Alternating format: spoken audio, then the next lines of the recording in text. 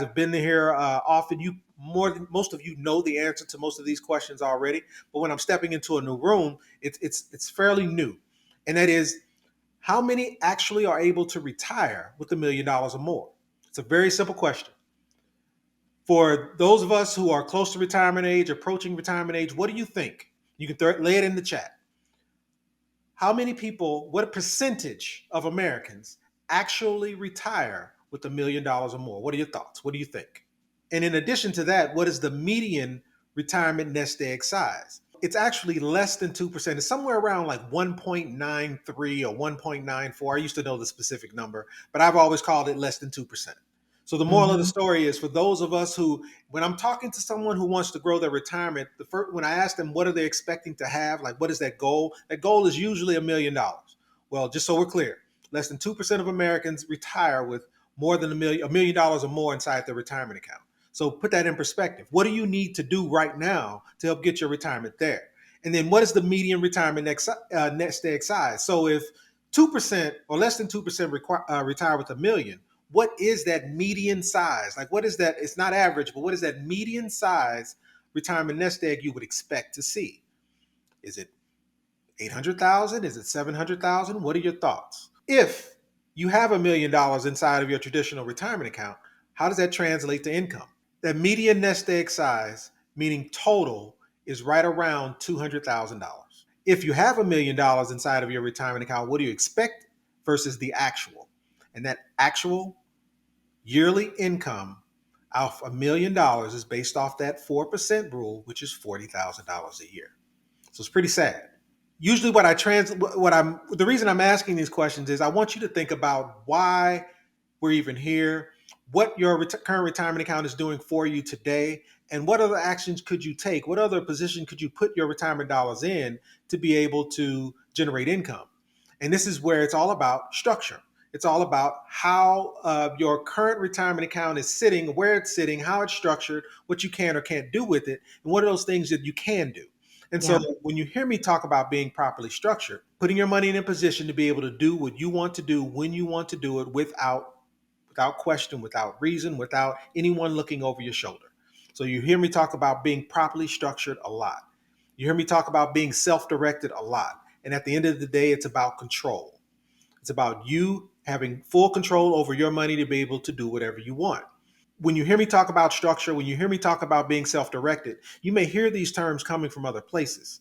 But understand there's a difference. There's a difference between what I'm calling a self-directed retirement account and what Fidelity calls a self-directed retirement account.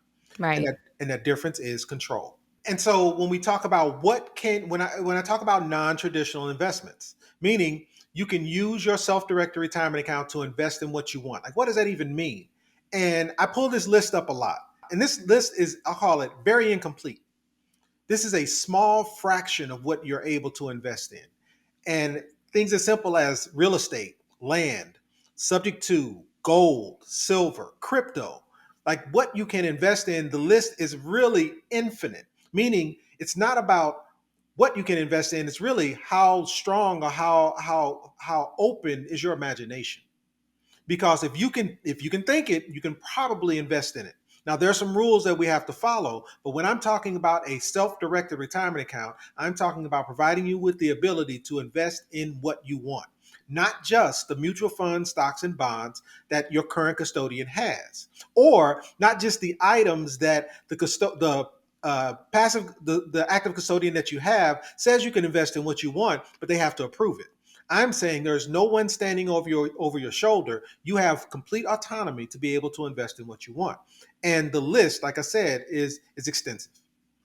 And a couple questions that I get it often.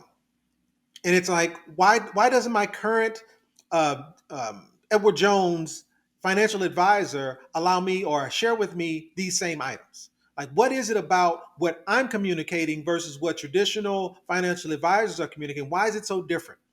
And the truth behind that is this: they may call themselves fiduciaries, meaning they may have your best interest at heart. But the truth, they are confined, they are limited to what they have to offer. Meaning, if I work for Fidelity and I'm a financial advisor for you with Fidelity, the most that I can offer you is whatever Fidelity offers. So all of the mutual funds, stocks, bonds, ETFs that Fidelity offers, you have the autonomy to be able to invest. But anything outside of that, it would be illegal for me as a fiduciary who's supposed to have your best interest. It would be illegal for me to share with you opportunities that may grow your retirement better, but because Fidelity or because the company that I work for doesn't offer it, I can't offer it to you. It would be called selling away. I would lose my series whatever license if I did so. So it cannot happen. It cannot be done. So a few questions that you may want to ask them is, well, if I've got a 401k with this company over here, Fidelity, Vanguard, Morgan Stanley, whatever the case may be, can I have multiple? Can I have more than one 401k? See what they say. What are your thoughts? Can you have more than one 401k? Because most people, the average individual, does not know this answer because they make an assumption and because we've been conditioned to believe one thing. But can you have more than one 401k is the question. How do I invest in real estate? Meaning, ask your financial advisor, what are the steps? If I wanted to use my retirement dollars to be able to invest in real estate, how do I go about it? See what you learn. And Rothschild, I love the word because it's a completely made up word, very similar to relock. But Rothschild is saying, hey, how do I put my money in a position to where I can convert my traditional dollars to Roth, but not take the full impact of having to pay taxes on the full amount? Quick example. Let's say you've got $100,000 in your traditional 401k, and you have learned in watching us, you have learned that converting that $100,000 to Roth would be better for you because you have a, some your time horizon is a little bit longer. So therefore you have time to be able to convert this money over to Roth, and therefore it's be growing Roth profit. And then by the time you do hit full retirement age, you have tax-free income that you're able to take. So what is the process of not taking that full tax hit on $100,000 to be able to convert it? And we've coined it as Rothschild your account, meaning instead of converting all 100,000, you convert small portions. And you leverage or use those small portions to continue growing your Roth profit. And then every year you just convert a small portion. So therefore you're not taking the full tax hit right up front. And then the last one is, even if you have assets in your current, I'll call it in your current name, can you move those assets into a retirement account? Very few advisors understand this process. Now, it's a little bit more detailed. We won't go into a whole lot of it today, but you have the ability to take your personal assets and move them into a retirement account. It is absolutely something that you can do. And then the last part, and we're going to cover this later on today, is can I use leverage? Meaning, can my retirement account borrow from a bank? A lot of people don't know the answer to that question. But let's jump into a few rules. And these are just some few rules to highlight. When you have a self-directed retirement account, what is the point? What is the purpose? The purpose of a self-directed retirement account or a retirement account in general is to help you once you decide to retire. So if you have a self-directed retirement account and you have the autonomy to invest in what you want, there are some rules that you have to be aware of, one of them being disqualified persons. And what that's saying is there are people who cannot have anything to do with your retirement account while you're in that between that age of retirement age and not retirement age. Meaning, as you're working towards retirement, there are certain people that can't benefit from your retirement income or retirement account itself until you have reached that full retirement age. And so, who are those disqualified persons? Who would you think those disqualified persons are? And it's more than just one. But I'd say the most important person, who is the most important person as it relates to your retirement dollars, they cannot be involved in it until after you retire. Who is the most important? The most important disqualified person, it all starts with you. You cannot be involved with your retirement account until you hit retirement age. Why? The whole purpose of your retirement account is to help you in retirement. So it would be illegal if you were somehow benefiting from your retirement account prior to that age. And it's actually a straight line of individuals as to who those disqualified persons are. Grandparents, your parents, you and your spouse, kids, grandkids, and any of their spouses. So again, it's a straight line of individuals. And most people, I get a few people who are upset about themselves being a disqualified person, but look at it from the IRS perspective, or look at it from the perspective of the company who's providing you with that retirement account. What's the purpose of like the government benefits greatly on the time between you are funding your retirement account to the time you hit retirement age. So they're not going to allow you to leverage it ideally because they're the benefactors. The benefit to them is to be able to leverage those dollars, make money off those dollars, nickel and dime those dollars with fees, and therefore you benefiting off of it would kind of be like you benefiting off the same thing that they are, and that's the reason we can't. But the bottom line is there are ways around that.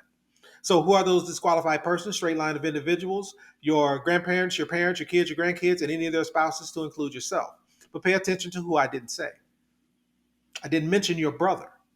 So there's people who are in the same household that can still benefit from your retirement dollars, even though you can't. I didn't say your sister. I didn't say cousins. I didn't say people in this community. So there are many people that you can still invest your retirement dollars with to be able to grow them, but it's just that straight line of individuals that you can't. This list is not in, like, again, there's so much missing from this list. I think the key piece though is what can you not invest in, and that's actually the next rule that we were about to go over. So this list, again, I can't remember when I made this. This is probably maybe 3 years ago when we made this list. But there's so many things that are not involved because my imagination isn't even strong enough to be able to lay out everything. I would say the easiest thing to do is this. If you have an idea, let's talk through the idea. Because as long as it doesn't include as long as it doesn't include disqualified persons. The second rule being, what are the prohibited transactions? Meaning, what are the things you cannot use your retirement dollars to invest in? So again, disqualified persons is rule number one. The second one is PTs, prohibited transactions. What are those three things that you cannot invest in using your retirement dollars? And again, I talk about this a lot. So those who are part of this community, you probably already know all three, if not mainly one of them. And that is the number one thing that you cannot invest in that I usually talk about all the time using your traditional retirement dollars is what?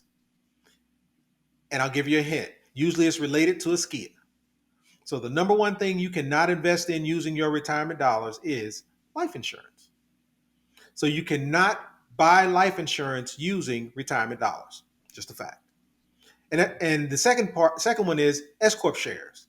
You can buy C corp shares, but you cannot buy S corp shares using your retirement dollars. And then the last one is collectibles. And when a lot of people confuse collectibles with precious metals, but when I'm talking collectibles, I'm talking paintings, antique cars, baseball cards. Some people do shoes or furniture.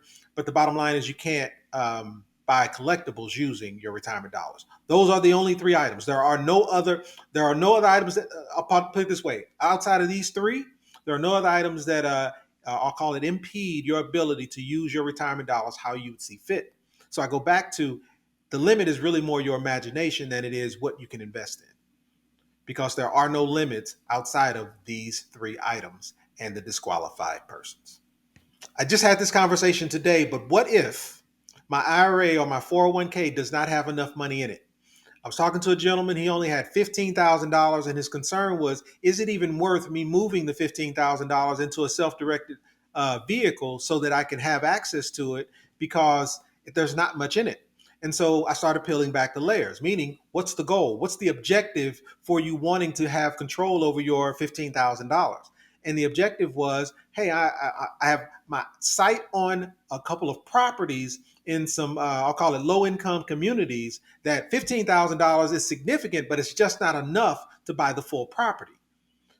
And what I shared with him was, well, your IRA or your 401k is allowed to borrow.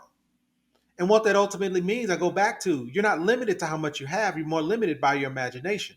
But to understand how your 401k or your IRA is allowed to borrow, we have to understand how banks consider leverage to begin with. And so for that, think of buying a car from a dealer, and you're going to get that car financed through a bank.